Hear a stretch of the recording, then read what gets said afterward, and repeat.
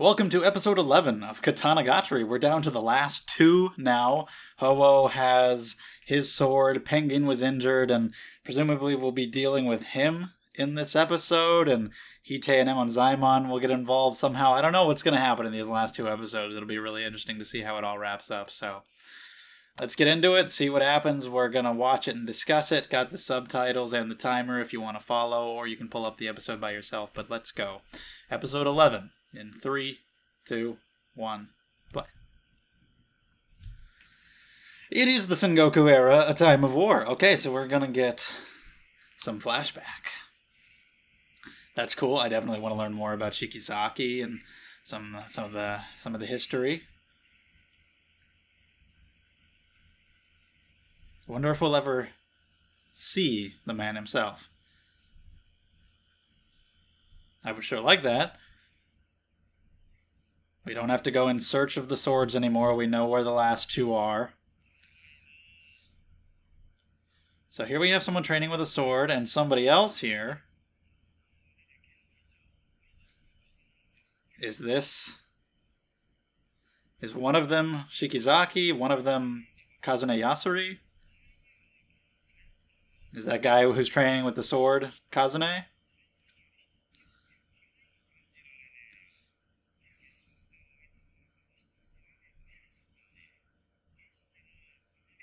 Wow, you gotta kill that many? You gotta kill to really get the resolve to use the sword properly. So he says.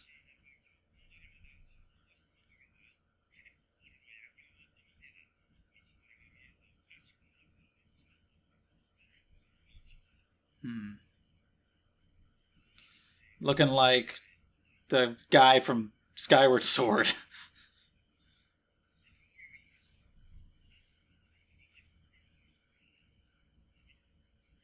Girahim.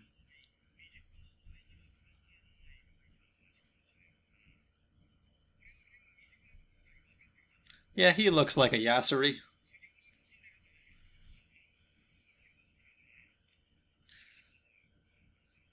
Trying to train with a regular sword.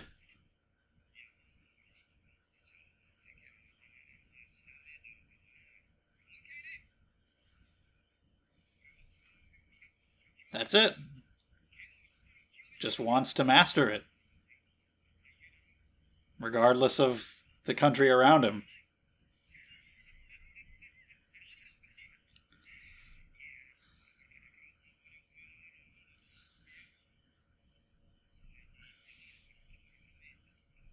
Just in the mountains, kind of isolated, just like Shichika was.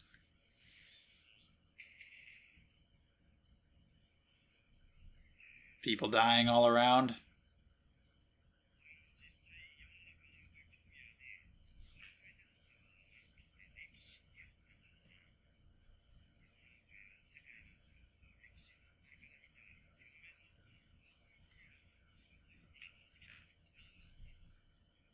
A megalomaniac.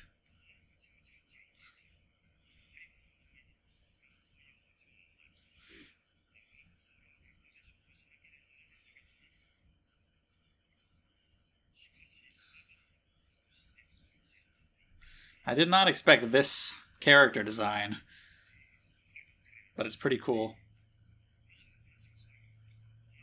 Yeah, this guy hasn't said anything, like, to explain himself. I'm gonna make guns. I'm gonna make armor. I'm gonna make a hilt.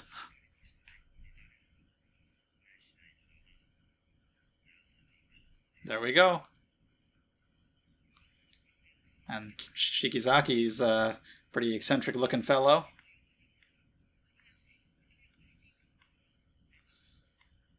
Obviously they were very connected here.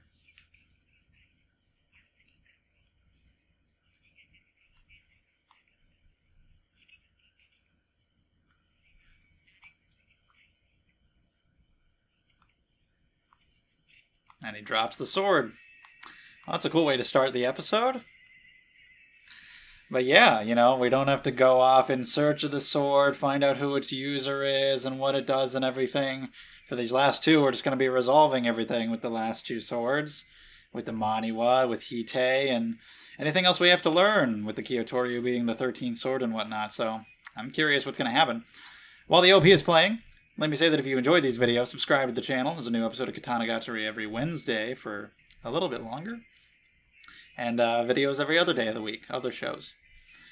And check out the description down below. There's Twitter and Discord if you want to come hang out. And there's Patreon if you want to support the channel, get early videos a week early or even earlier, polls, exclusive vlogs, all that stuff. So, yeah.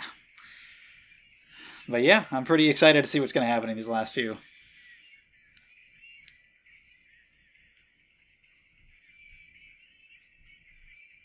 See what state Ho-Oh is in with this sword, how powerful he'll be, who's going to take him out. Is it going to be like Shichika and Emonzaimon maybe both working together? And I'm expecting that fight to happen next time. We'll have a swordless swordsman, a swordsman ninja, and a gun wielder all in a three-way fight. See how that goes. Dokuto Meki, Guild the Poison.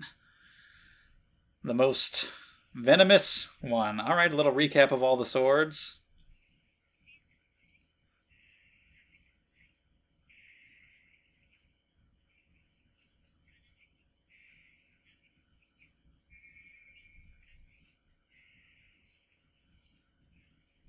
And here we are.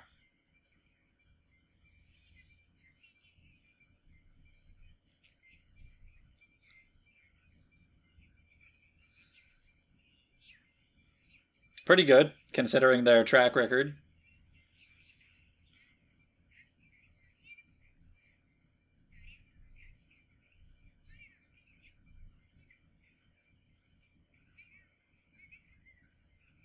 Of course.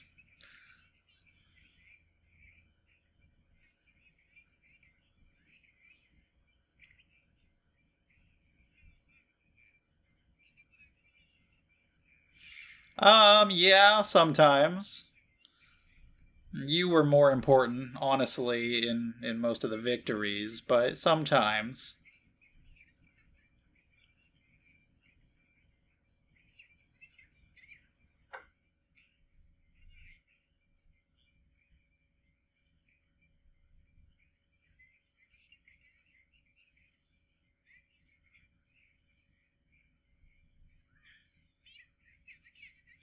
What does that mean? Is that like a sign? Okay, it's a good omen. If you say so, we'll see what happens.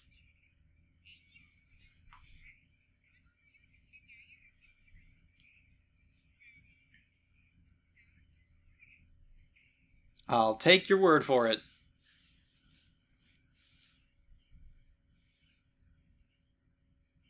Not really.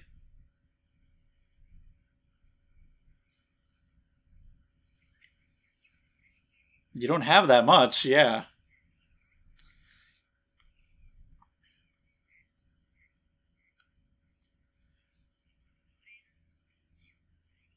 So now she knows.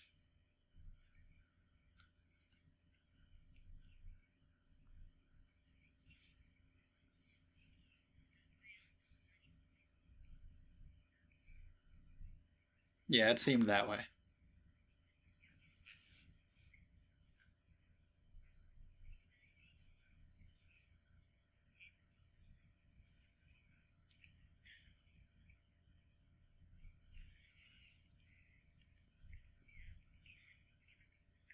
Like what?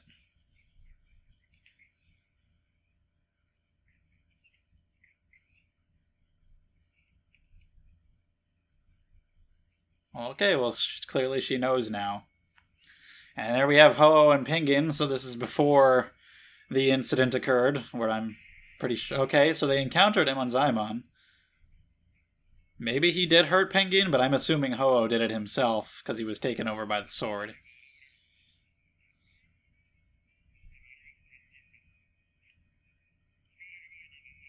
I think they know.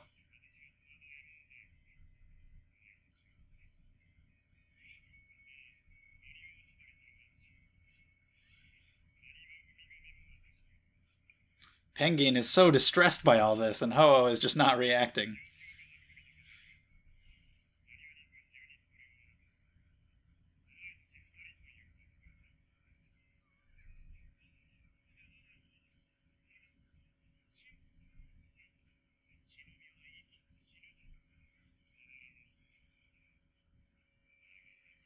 Well, clearly he knows him. You can't deny who he is anymore.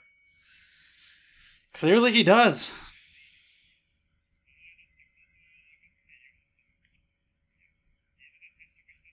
Yeah, he just won't accept it.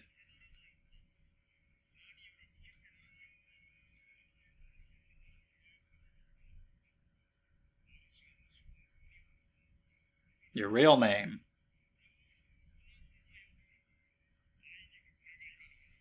Okay.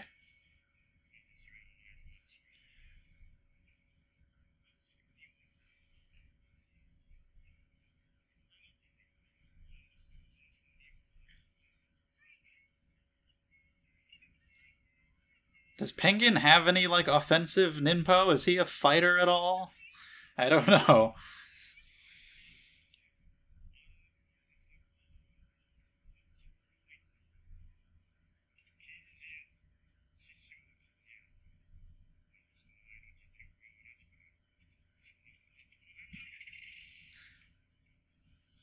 I thought he was gonna say that they weren't. He said, of course they are. Just pull out your guns.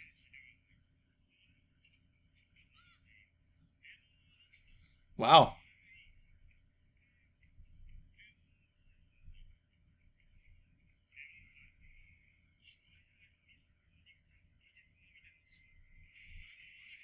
Okay, let's go then. Kunai and Shuriken, let's just fight.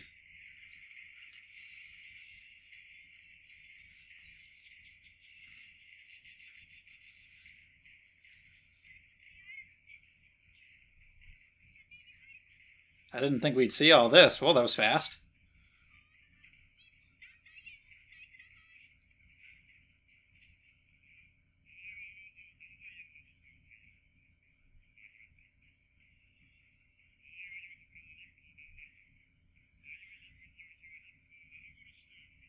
Alright, something they had as well. That's a long-ass name. That's... You can't shorten that? That's... Okay.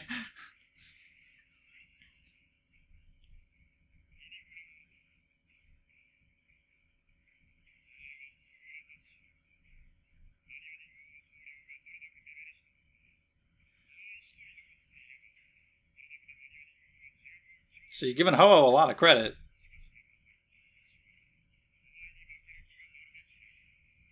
So yeah, he's got that same move. You are me.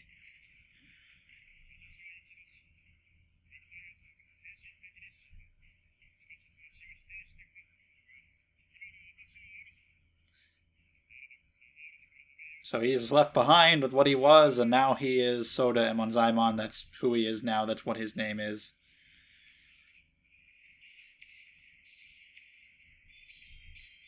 They're pretty on par.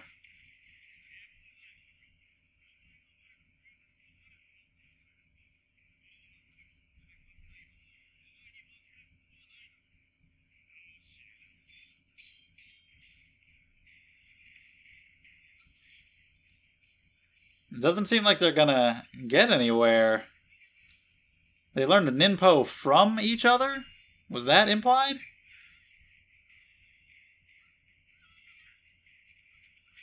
Yep, I knew the sword obviously had to get involved. I don't know what would have happened if he hadn't done that, though, because they didn't seem to be making any progress. But the sword... Welp.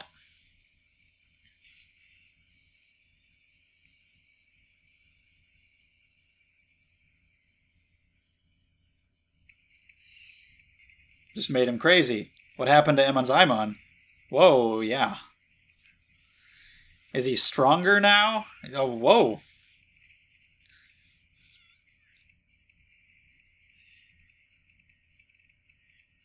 But then he's just bloodthirsty. Poor Penguin! He's lucky he didn't get it worse. He's still alive. So there we go. That's how that happened.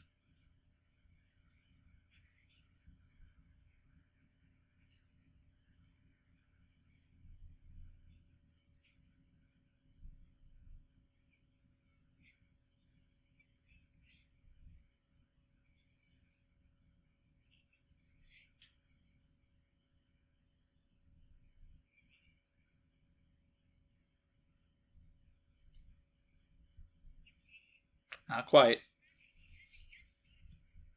Help little Penguin.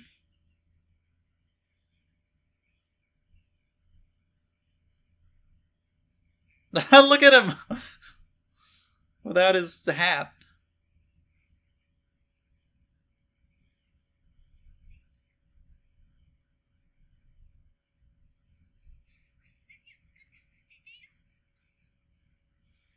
His eyes are still... It looks real... It looks weird already, but without the rest of the penguin outfit, it looks really weird.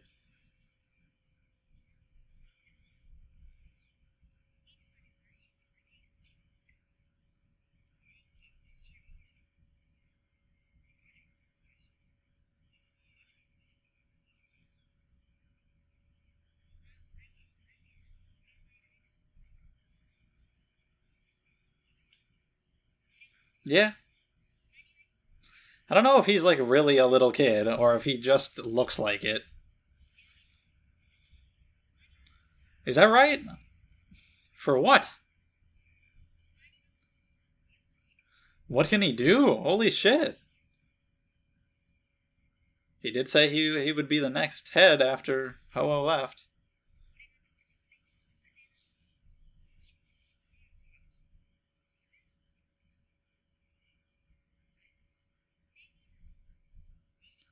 Like, how so? Kind of like Nanami. So his ninja... He's so strong that he... What? He's so strong that it affected his personality. Okay. Sure.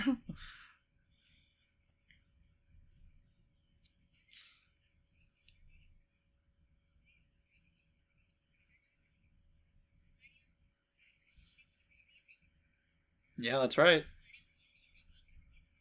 Two birds, one stone. Take care of the phoenix and get the sword. What's happening? I'm tying her thing.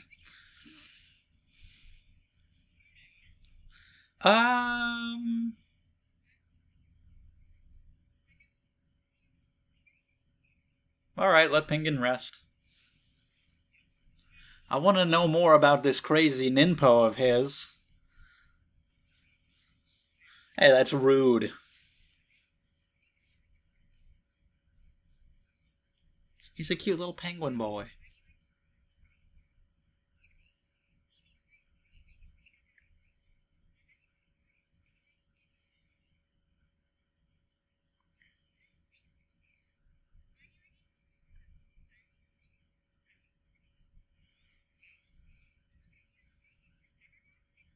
There you go. That's reasonable.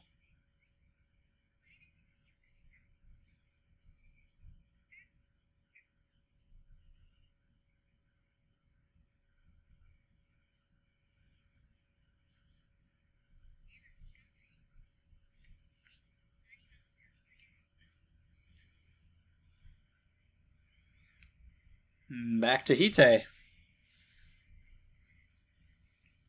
So what happened to Emon Zaimon? Where did he come back here? Okay, I guess she's telling him right now. He got injured, but maybe not that badly.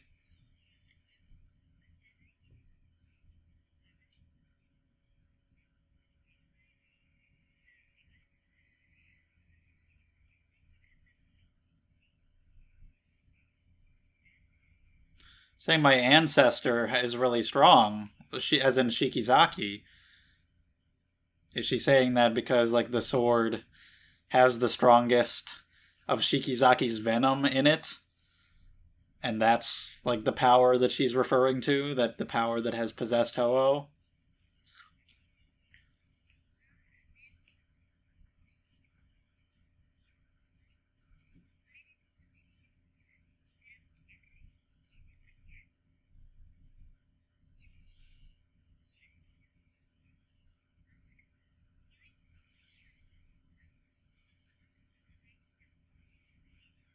Okay.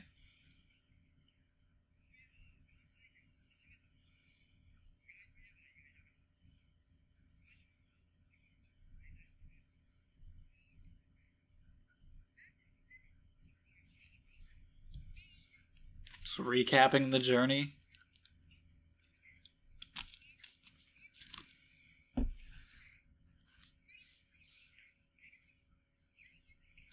In only 10 months.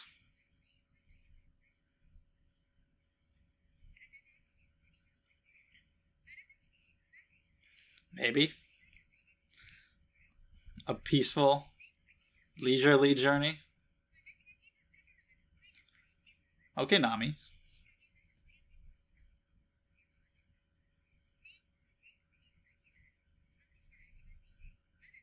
Okay, maybe that's what we'll do after we're done. We're gonna go draw a map. Yeah, but she's looking past that. Does she know? Does she know? Or at least think that Hite already has it? Yep.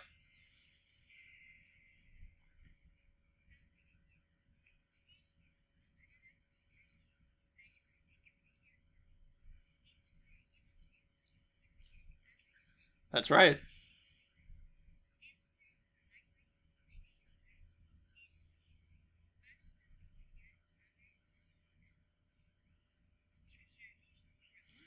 Because she denies everything and she doesn't like you.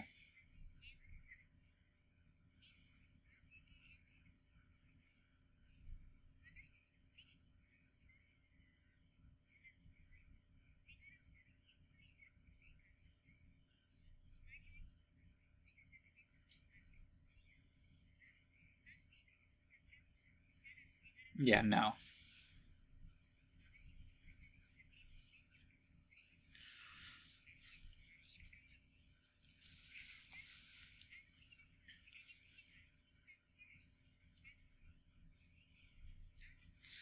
We'll see what happens. That'll be next time. She's confident in herself, though.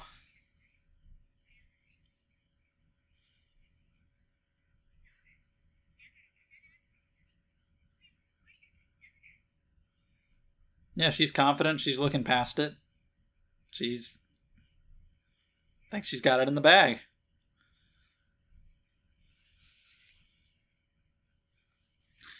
I don't see why he wouldn't, as long as you'll have him. He was the one asking before what you were going to do after this whole thing was over.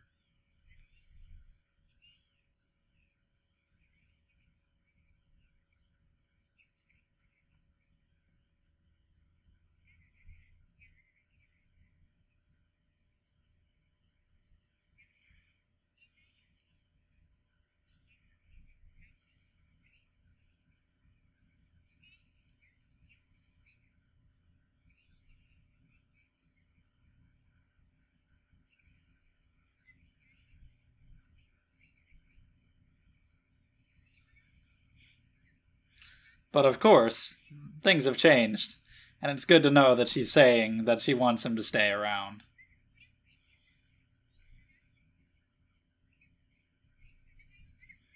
And it's not just for the purposes of her fight. It's personal, too.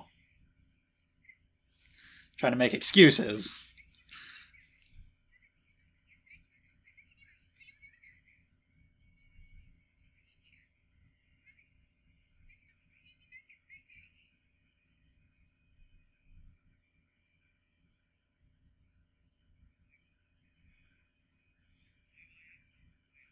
That doesn't matter. You didn't do it. Exactly.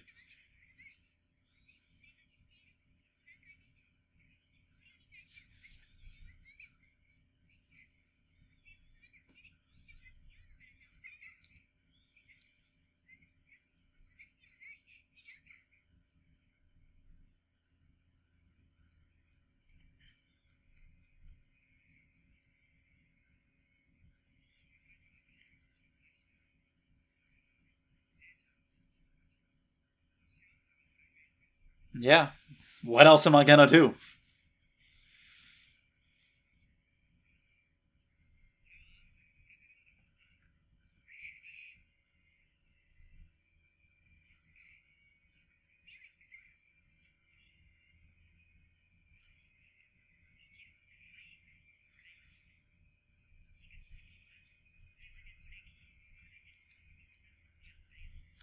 The end of any journey is the end of everything?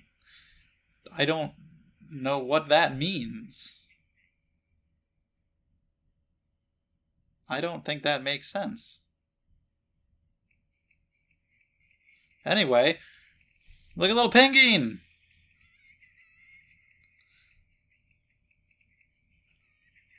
Dreaming, I guess.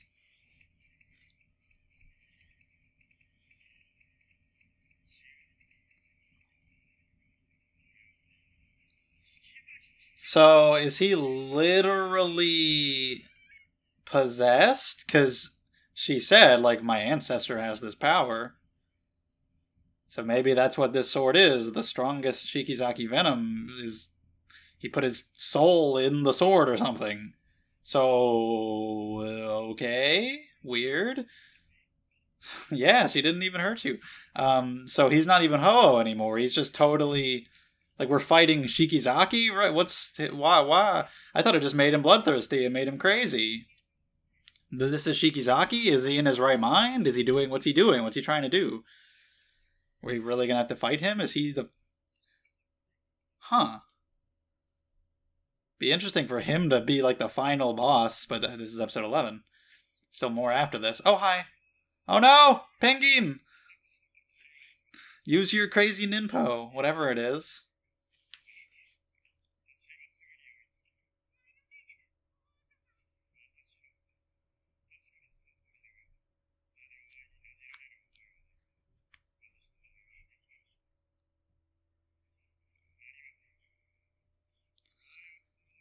It sounds really funny whenever he says his name. Maniwa Penguin.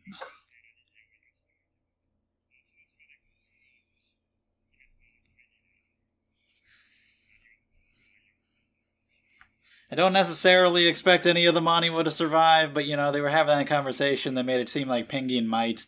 And he's a cute, nice little guy. And he's got some crazy powerful ninpo, so maybe he could escape. I would be sad if he died. Use your penguin jutsu! No!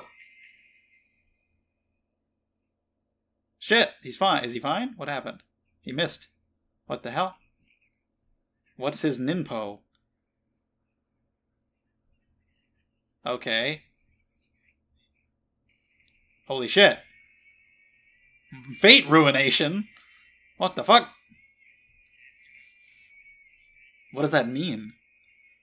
He has great luck? So he's like Domino from Deadpool 2?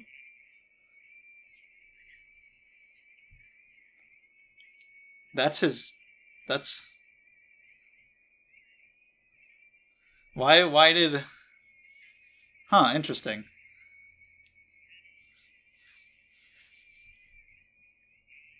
Yeah, I mean, like... What? Ho-Oh said his ninpo wasn't suited to back then. Shadow clones? What's going on? What can he do?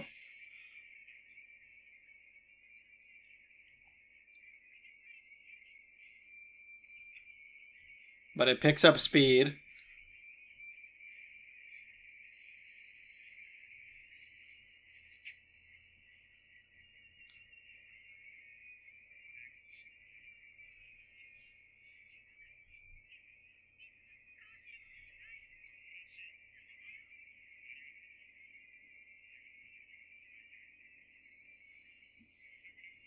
Hundreds of years may be an exaggeration.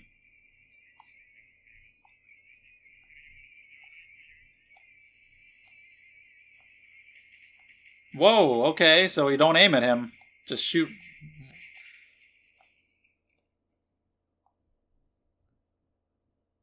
Oh, little penguin.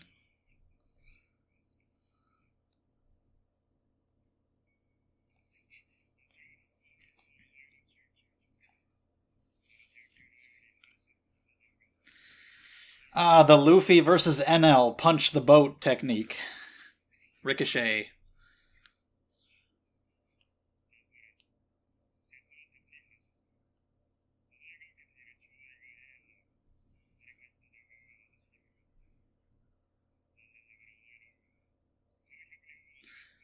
Well, that's just upsetting. He was just a cute little penguin.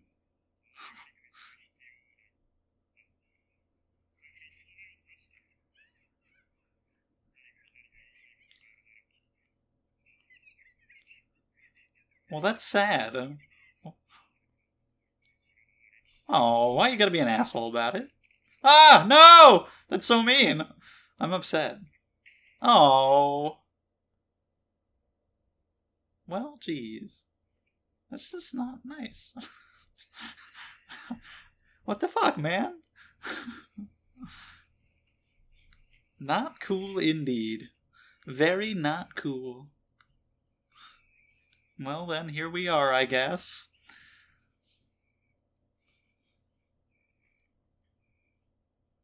So what's the deal with the Shikizaki? What's going on? Maybe they won't even beat him here. We gotta get a sword every episode, so maybe we will. But I could see it carrying over next time for a big three-way battle, but I don't know. Yeah, he's just killing everybody.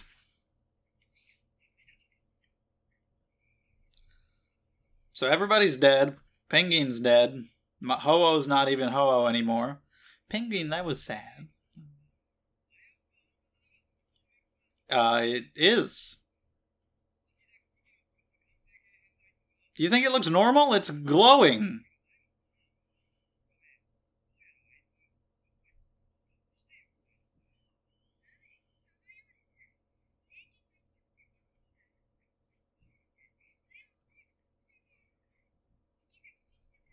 Do you not? Is that not diegetic? Is that for the audience's sake? The third one was just 1,000 normal swords. One of them was a hilt. One of them was a stick. What do you... You can't judge them based on appearance. Yeah. Not really.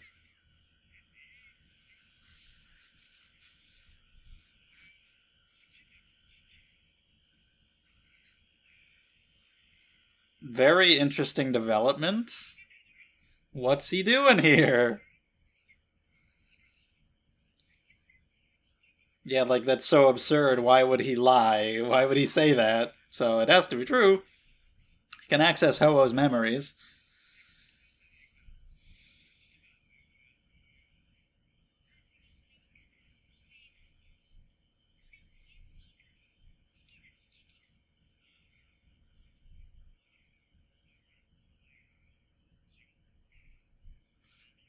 Mm-hmm. Has he not seen her since the haircut? I guess not.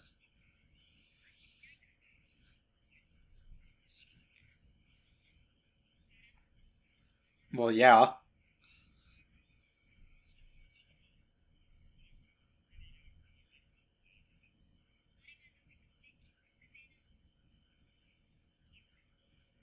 And obviously he has his old arm back. You know, he had Kawauso's arm before. I guess it just eventually turned into his own. I don't know. Eh. Irony indeed.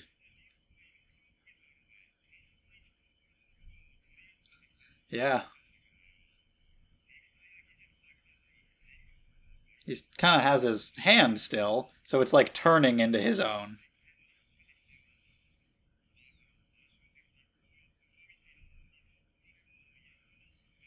Sure.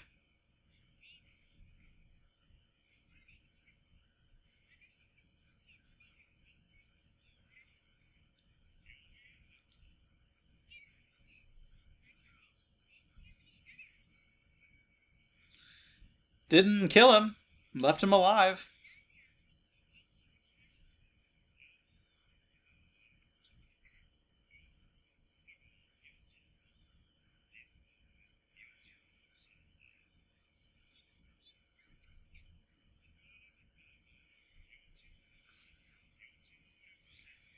So this was all planned.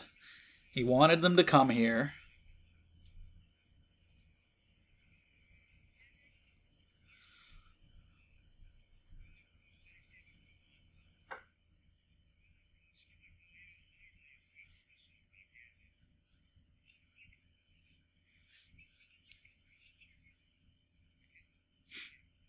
I don't think it's that.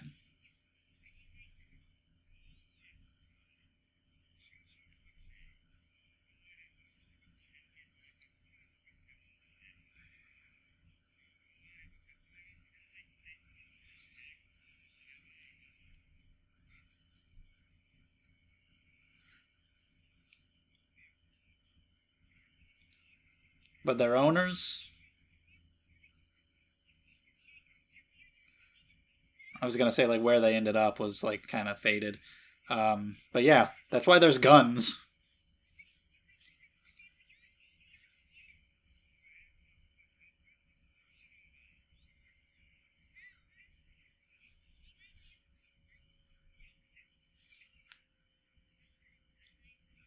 So that's how he did it.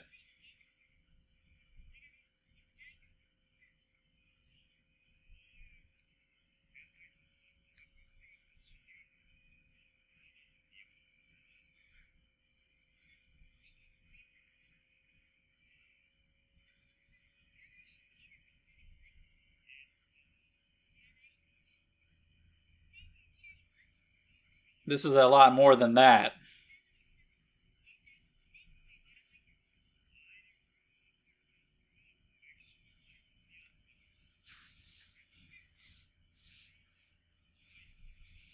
Why?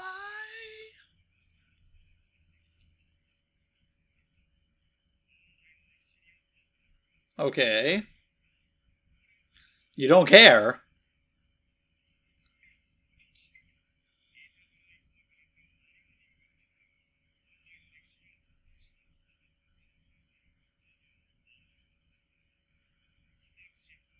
All right.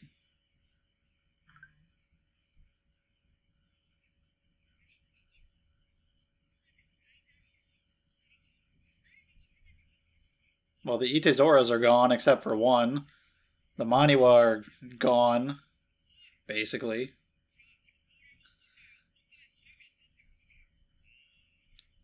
Her family's gone except for her.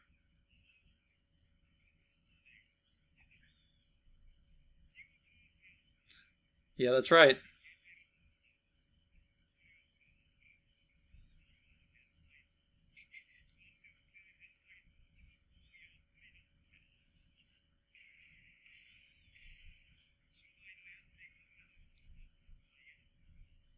Took generations for Shichika to complete it, whatever that would mean.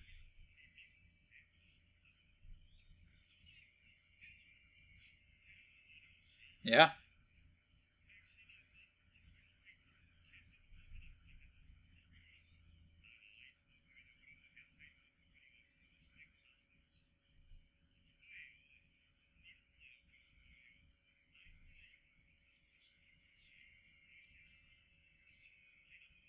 Like how?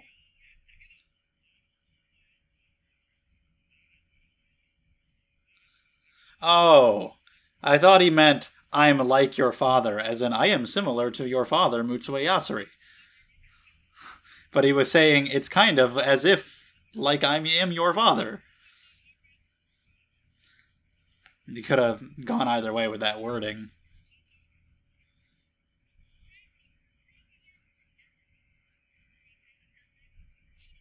Yeah, you'd think like something like this would be a good way to end it. But this isn't the end. We still got one more episode, so this plot is turning into a bore, she says.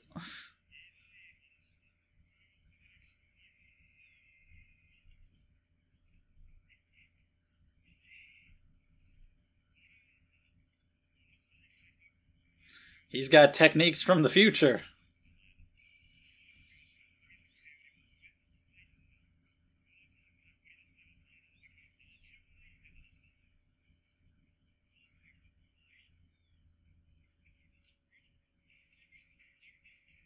Get the sword. Defeat him. The fact that he's Shikizaki doesn't change it. You still gotta beat him.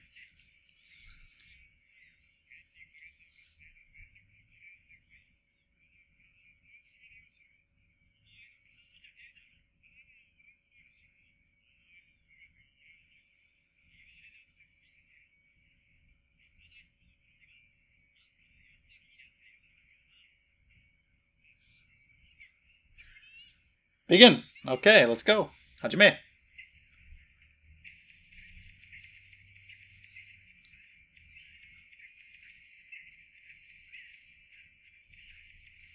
You're not getting anywhere.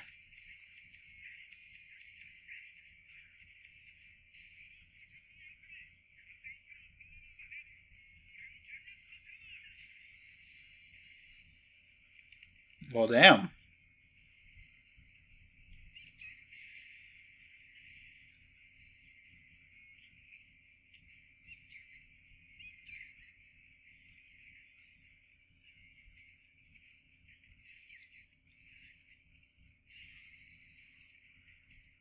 Kind of outmatched here.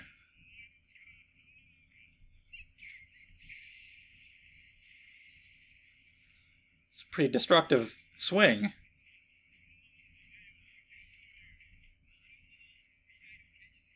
Do you?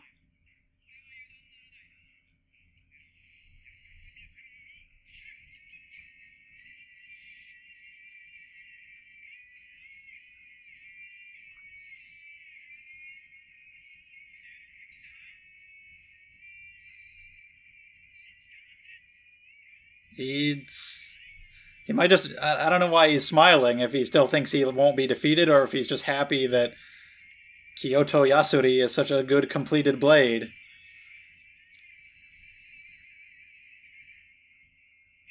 He's bleeding.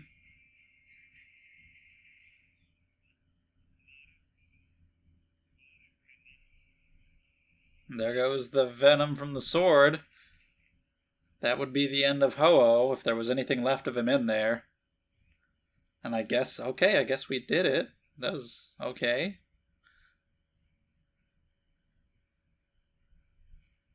Alright, he did it then.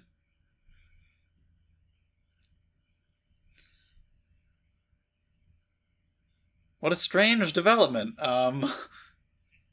Like, I don't know, you'd think he would have been around for longer. I don't think so. Unfortunately, no. They're all gone now. They didn't even make it to the finale. Did she assume that that would probably happen? She probably...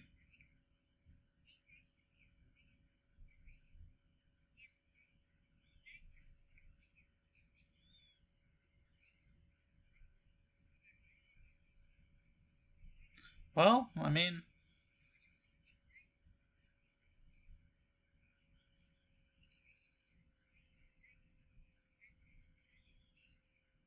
Felt bad, right?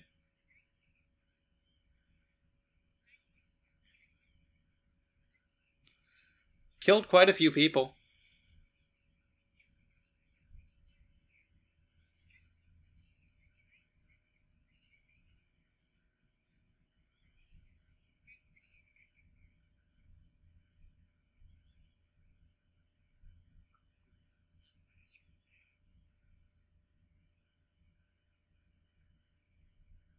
So this was a very weird...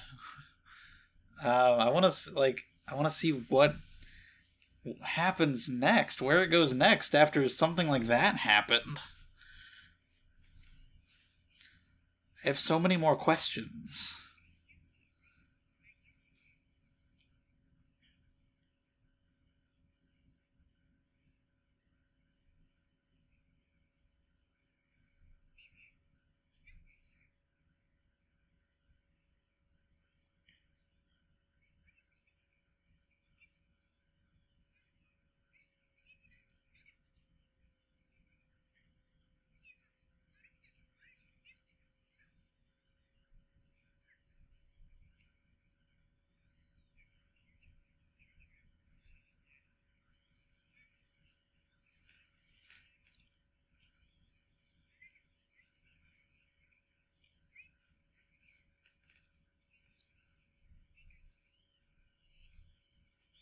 He's changed a lot.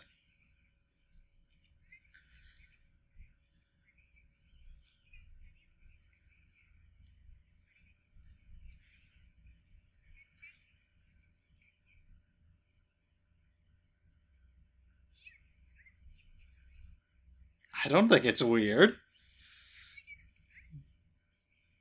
Hey, I'm on Zymonn. How you doing?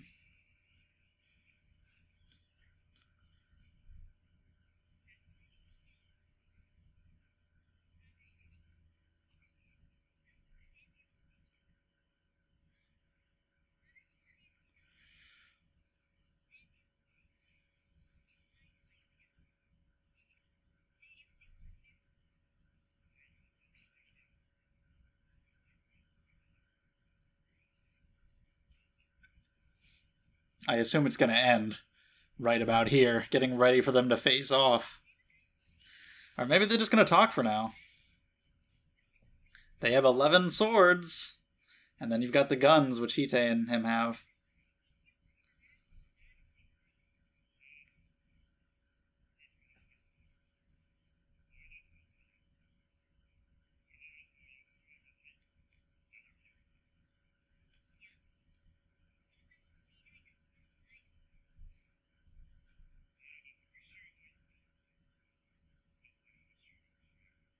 Yep, they know now. Princess Yosha. That was her real name. And I've got my guns, and I'm going to start shooting. Holy shit. Oh shit, I assumed Shichika would deflect them somehow. She just got shot. I couldn't tell where exactly. Looks like in the torso. That's not good. Well, damn.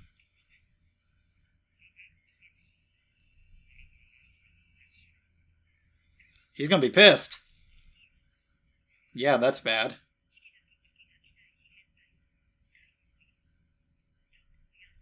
That's what did it? That's what completed it? Well, he's about to kick some ass. Well, what a cliffhanger.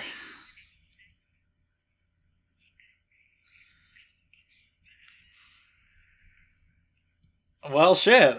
We only have one episode left, so we'll see how that goes.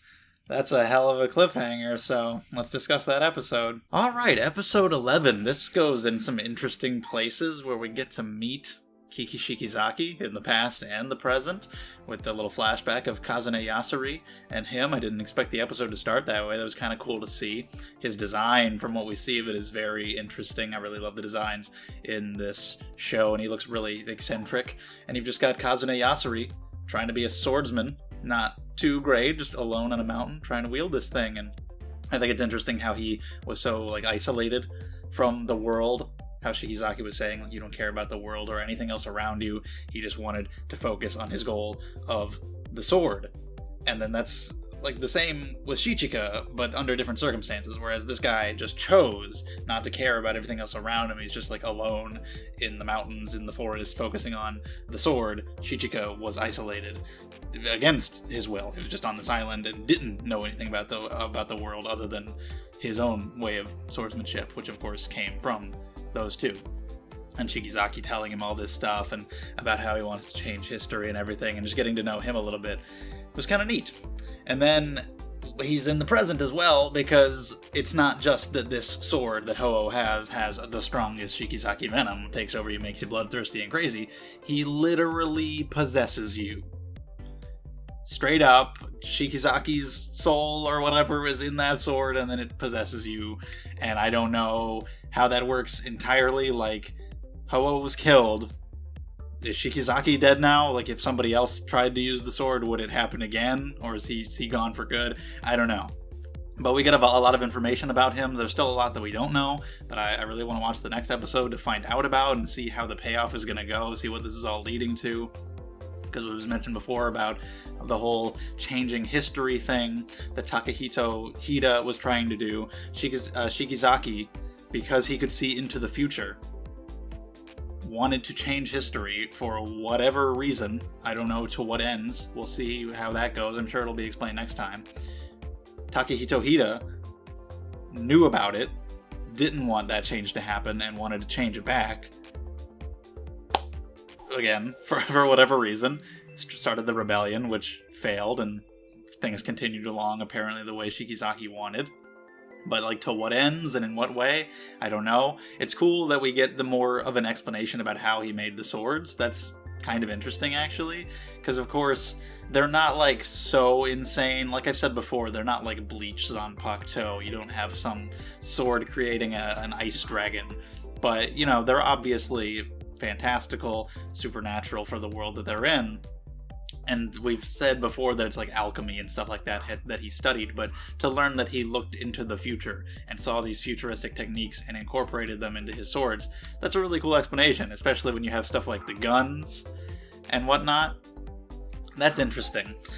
And then there's the whole Shogun sword hunt thing, because, you know, he wanted to make the sword Buddha, but really he wanted to take out all the swordsmen, but really he wanted to get all the deviant blades, but really there might be another reason that has been speculated about. So did the Shogun not want history to change the way Shikizaki did, so he tried to get the swords to stop it from happening? I don't know about that, because also there was the ninth sword, the stick, the practice sword. They were saying the whole reason that got brought up in the first place is because they were saying that that's such a simple sword, like, how were they unable to get it? So it seems like the Shogun didn't even try to get it, maybe. So maybe he started the sword hunt and then found out why Shikizaki made the blades and like what about history was going to change, and was like, oh shit, I actually am on your side. I agree with you. Call off the sword hunt or something along those lines. I don't know, but it's got to be related to the way that history was meant to change. This whole changing history thing that's suddenly been introduced is a little weird, and I just want to see how it all pays off in the finale.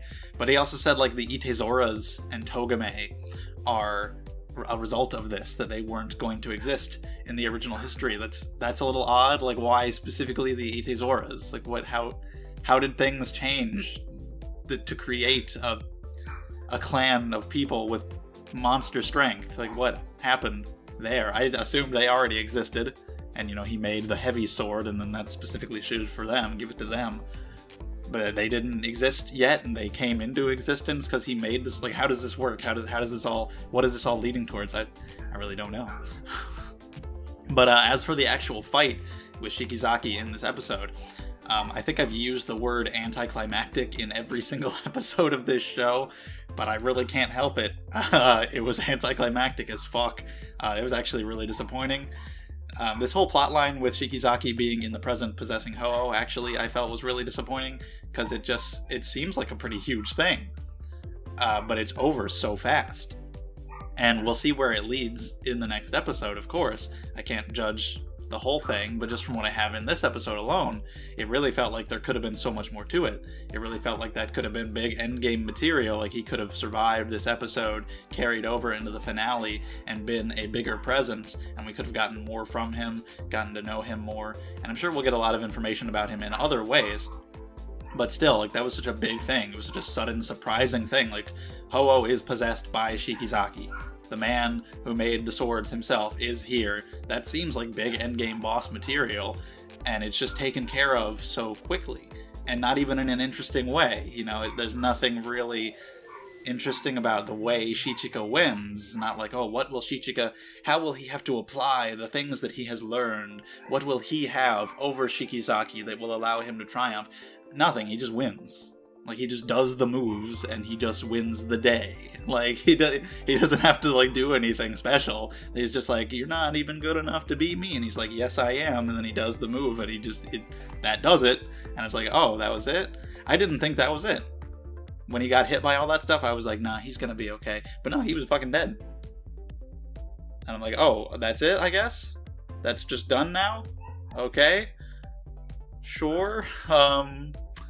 Lame, honestly.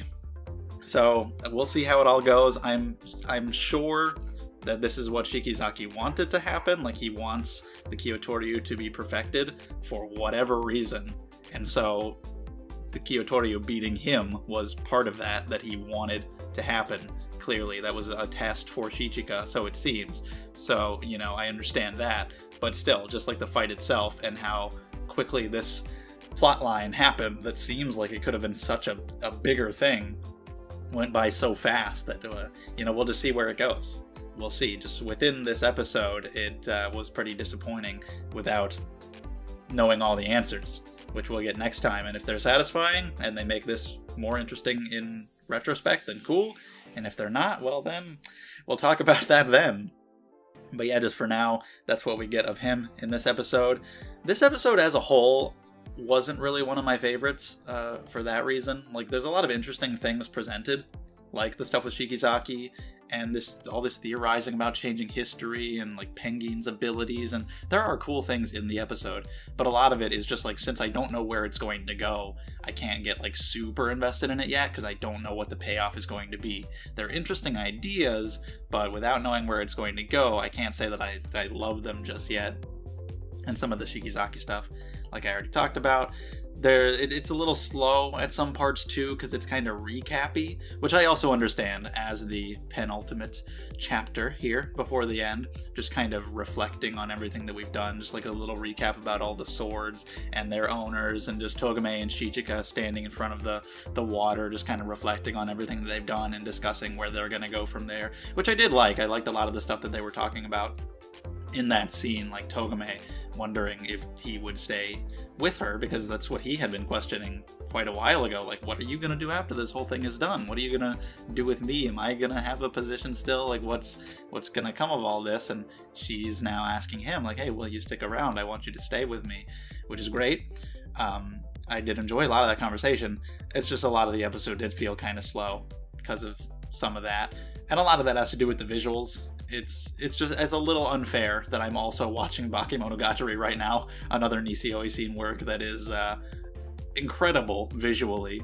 So then when I watch this show and there's like a real long ass conversation between Shichika and Togame, and the visuals consist of wide shot of them standing in front of water, close up of his face and close up of her face, and that's it.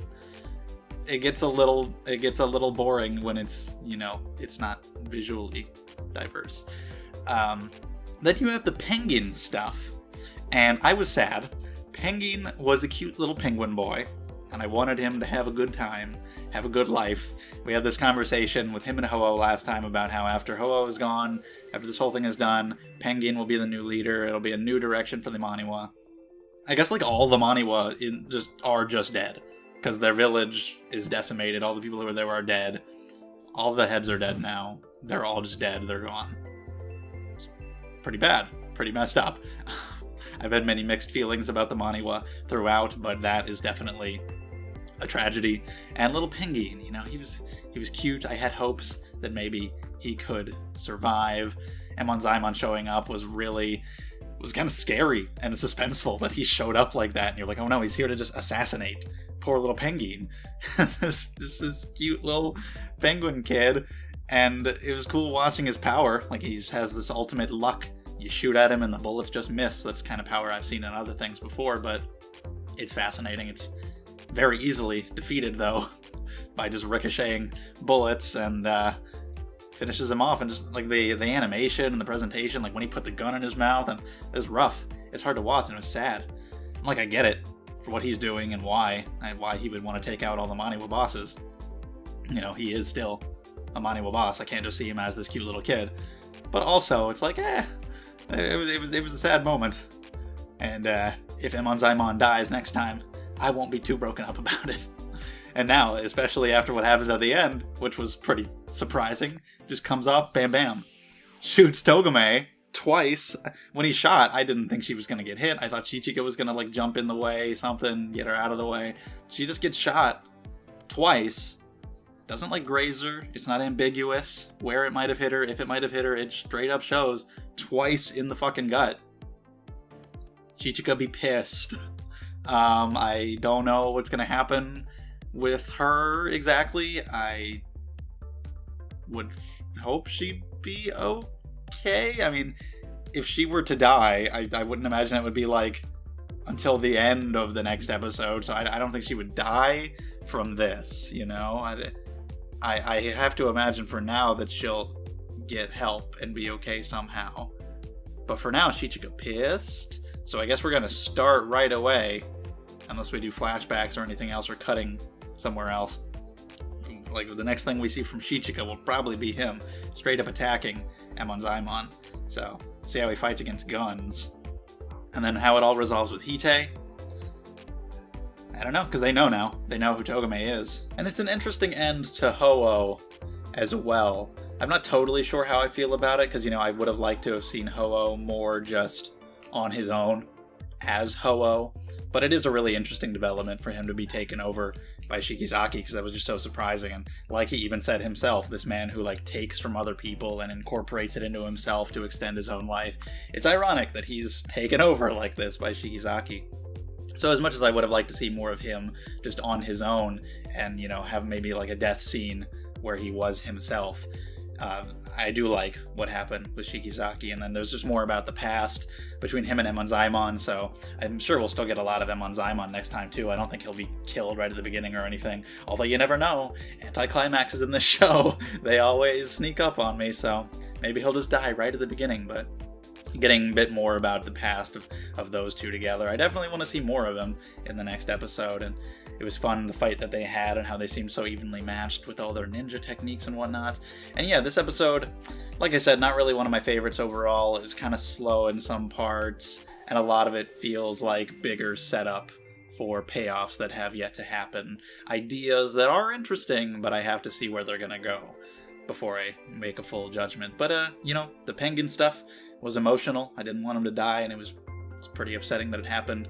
And some interesting ideas. I just want to see where the hell it leads. So I hope we get some good answers next time. I hope the show doesn't leave me hanging and there are details left out that are only in the books.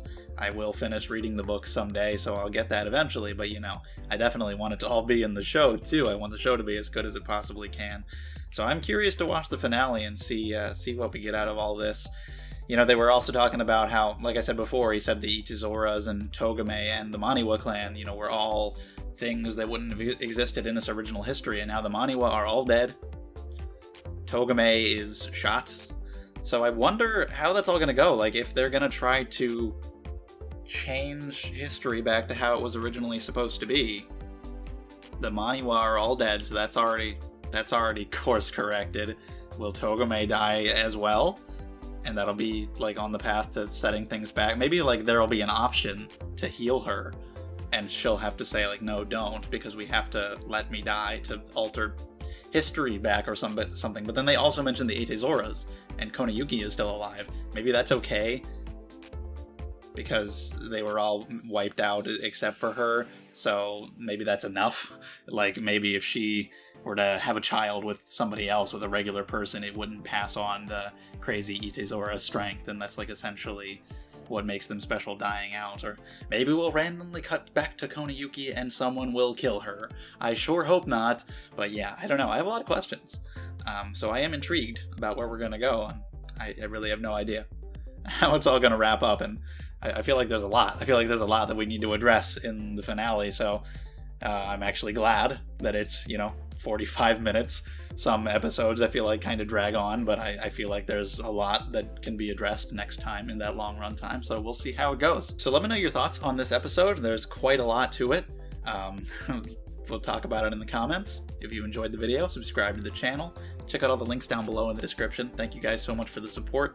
Appreciate it all, and I will see you in the next one.